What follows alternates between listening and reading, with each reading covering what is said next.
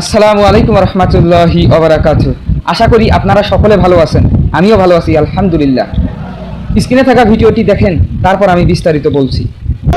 ওই যে আমির হামজা একজন বক্তা, অনেক ছোট অনেক ছোট ইসলামী শুরুতে বলেছে, জামাতটাকে বলেছে, সে বলেছে কোরআন 3 বছর পরে আপনারা বলেন ভুল নাই, আমি 53 টাকা ভাগ করব, 53 ভুল বলতে সকলে আজকে এই বছর আপনি কাছে কোনো বক্তা আছে আনকালি প্ল্যান মিন দালিকাল কিতাব এক চুল পরে যদি কেউ নিয়ে কোনো সংশয় সন্দেহ করে তার ঈমান থাকে না।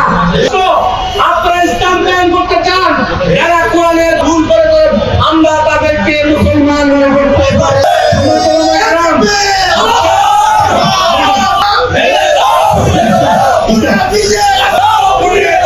আজকে সময় এসেছে আপনারা বিএনপির বিরুদ্ধে যে সমস্ত নিজেদেরকে সত্যবাদী বলে ইসলামের মূল ধারে বাদ দেওয়ার জন্য জাতীয়তাবাদী ওলামা দলের নেতৃবৃন্দকে অনুরোধ করি, তারা এই সমস্ত মিথ্যা প্রপাগান্ডা চালাবে। মুফতি আমির হামজা কুষ্টিয়া।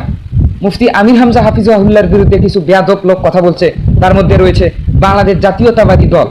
এই বাংলাদেশ জাতীয়তাবাদী দল খুব সুন্দর একটি দল, এখানে ইতিবাচক শিক্ষা নেওয়ার মতো অনেক কিছুই আছে, কিন্তু এই দলে কিছু বেয়াদব নেতাকর্মী আছে। বাংলাদেশ জাতীয়তাবাদী দল একটি সুন্দর দল, কিন্তু এই দলে কিছু বেয়াদব নেতাকর্মী আছে যারা বাংলাদেশের আলেমদের বিরুদ্ধে কথা বলছে।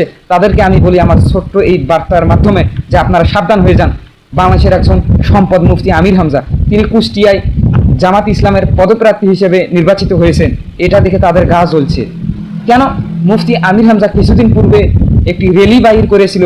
সেই র্যালিতে মুফতি আমির হামজার জামাতের পক্ষে হাজার হাজার শ্রোতা হয়েছিল, হাজার হাজার দর্শক হয়েছিল, এবং এ দেখে তাদের গা জ্বলছে।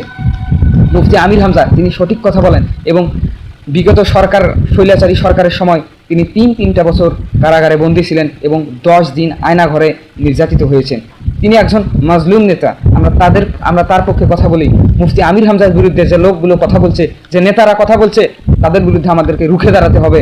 মুফতি আমির হামজা বাংলাদেশের সম্পদ, এই রকম সম্পদ আমাদের সামনে গড়ে তুলতে হবে, এবং প্রত্যেকটা জেলায় জেলায়, প্রত্যেকটা থানায় থানায়, প্রত্যেকটা এলাকা ভিত্তিক এরকম একটা আলেম, সুযোগ্য আলেম আমাদের দরকার। এজন্য মুফতি আমির হামজার বিরুদ্ধে যে দলের লোকই কথা বলুক, তার বিরুদ্ধে আমরা রুখে দাঁড়াবো, কারণ তিনি বাংলাদেশে ইসলাম প্রচার করেন, এবং তার কথার মধ্যে যে রেফারেন্স রয়েছে তা অনেক সুন্দর রেফারেন্স, এবং তিনি কোরআন এবং হাদিসের সাপেক্ষে কথা বলেন, রাসূল সাল্লাল্লাহু আলাইহি সাল্লামের সুন্নাহ সাপেক্ষে কথা বলেন। মুফতি আমির হামজা তেমন কিছুই বলেনি। মুফতি আমির হামজা বলেছেন নাকি কোরআনুল কারিমে 53টি ভুল রয়েছে, তিনি নাকি ভুল ধরেছেন। এটা মিথ্যা অপবাদ তার নামে দেওয়া হয়েছে। আপনারা এগুলো ভুয়া তথ্য বিশ্বাস করবেন না। এবং কিছু নামধারী নেতা আছে, তারা আলেমদেরকে গালি দিচ্ছে। এই নামধারী নেতাদের বিরুদ্ধে আমাদেরকে রুখে দাঁড়াতে হবে, এবং সামনে আমরা এমন নেতা চাই যে নেতা নামাজ পড়াবে, মসজিদে খুতবা দেবে এবং রাষ্ট্র শাসন করবে। এই রকম নেতা আমরা সামনে চাই। এই কামনা করি। আমার ভিডিওটি এই পর্যন্তই ছিল।